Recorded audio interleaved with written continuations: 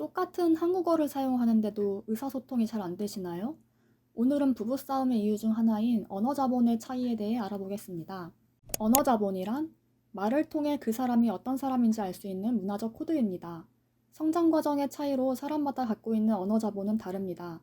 언어학자인 번스타인의 연구 결과에 따르면 크게 상류층과 하류층 계급에서 언어자본이 달랐으며 이를 정밀어와 한정어로 구분했습니다. 정밀어의 장점은 가치 중립적이고 밸런스를 맞춰 표현한다는 점, 잘 가다듬어서 정제된 표현 방식으로 말하는 점, 말하고자 하는 바를 정확한 단어로 확실하게 얘기한다는 점이 있습니다. 단점으로는 추상적이고 가르치려 드는 것처럼 보일 수 있습니다.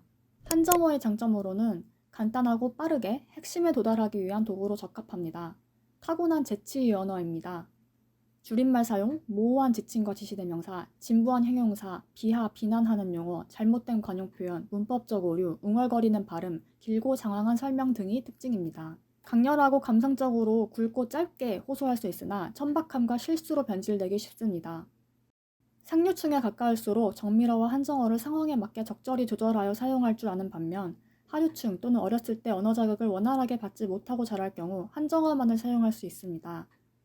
정밀어와 한정어 나름대로 각자의 장점과 단점이 분명히 존재하기 때문에 이 둘을 섞어서 쓰는 것이 베스트라고 할 수 있습니다. 홍익 리뷰! 부부 사이에 각자의 언어 자본이 다르면 어떨까요? 다음의 사례 1과 같이 정밀어 사용자는 지시대명사와 줄임말로 짧고 모호하게 얘기하는 한정어 배우자가 어휘력이 떨어진다고 느낄 수 있습니다. 예를 들어 침대 이부자리를 정리하고 있는 아내에게 남편이 그거 땡겨 라고 얘기했다고 칩시다. 남편은 다음 할 일이 있는 바쁜 상황에서 짧고 빠르게 얘기하기 위해 땡겨 라는 한정어로 말했습니다. 하지만 정밀어를 사용하는 아내라면 다음과 같이 머릿속에서 5만 가지 의미로 상상을 할 수 있습니다. 무엇을 땡기라는 걸까? 이불? 매트리스? 매트리스의 전기장판? 아닌 침대 본체? 베개? 그리고 어디로 땡기라는 걸까? 위로? 아래로? 아닌 특정 모서리에 맞춰서 정중앙에 왜 땡기라는 거지? 각도가 비뚤어졌나? 반면 한정어 사용자는 척하면 척, 알아서 눈치껏 알아듣기를 기대하는데 그렇지 못한 정밀어 사용 배우자가 답답하기만 합니다. 내가 뭘 땡기를 원하는지 내 손짓 보고 이해가 안 되나?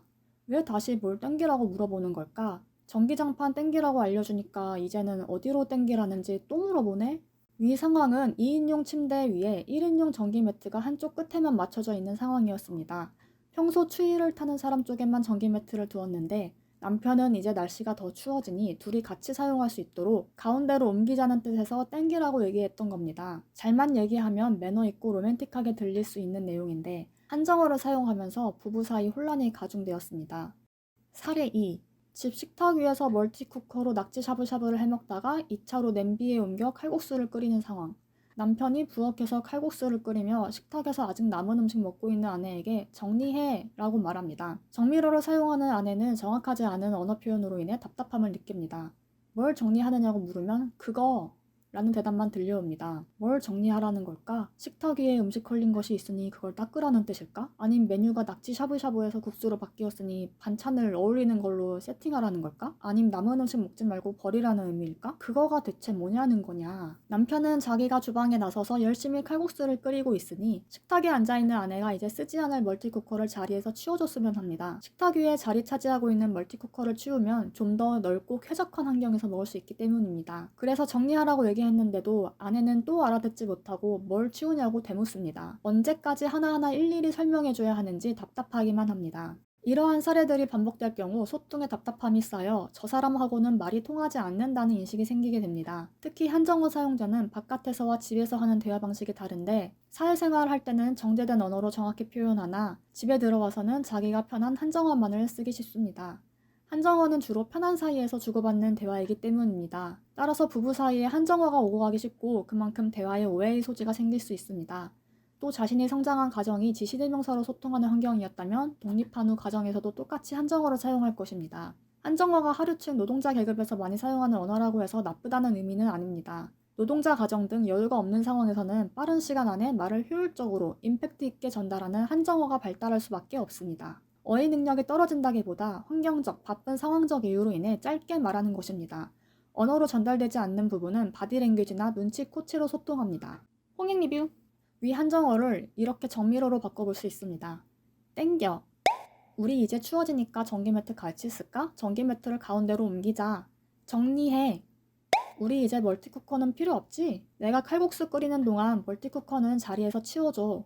칼국수 먹을 때는 식탁 넓게 쓰자. 부부가 대화 방식의 차이로 소통에 어려움을 겪고 그 공통된 대화 패턴이 정밀어와 한정어의 차이라면 어떻게 해야 할까요?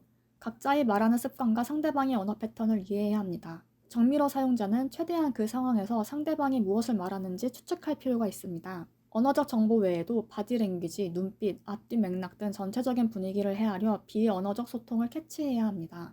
때에 따라서 본인이 이해한 말을 명확한 언어로 다시 질문하는 확인 절차가 필요합니다. 한정어 사용자는 말하고자 하는 바를 명확하게 표현해야 합니다. 이거, 저거, 그거 등의 지시대명사나 줄임말 대신 정확한 어휘를 사용하여 분명하게 메시지를 전달합니다. 또 창문을 열어달라고 얘기하고 싶으면 어정쩡하게 집에서 냄새가 나는 것 같지 않나? 라고 돌려 말하는 게 아니라 집에서 냄새가 나니 창문을 열어줬으면 좋겠어 라고 자신의 생각을 명확하게 언어화할 줄 알아야 합니다. 상대방이 알아서 자신의 니즈를 캐치해낼 것이라는 기대는 내려놓고 상대방이 애매한 상황에서 눈치를 보지 않게끔 자신의 의도를 잘 전달해야 합니다. 냄새 나는 것 같지 않나? 냄새가 나니 창문을 열어줘. 그러면 환기가 잘 될 거야. 아, 힘들다. 화장실 청소하려고 했는데 어제 야근을 해서 몸이 좀 힘드네. 이번에는 나 대신 당신이 해줄 수 있어? 말은 아 다르고 어 다르기 때문에 같은 내용을 얘기해도 말을 어떻게 하느냐에 따라 상황은 달라질 수 있습니다. 연애 초반이 아닌 부부 사이는 서로가 편하고 상대방이 나에 대해 잘 알고 있을 거라는 기대 때문에 말을 짧게 하기 쉽습니다. 이는 개떡같이 말해도 찰떡같이 알아듣는 환상의 케미를 자랑할 수도 있습니다. 하지만 자신의 생각과 감정을 잘 표현하기 위해 정밀어를 잘 사용하는 것 역시 중요합니다. 가까운 사이일수록 대화는 중요하니까요.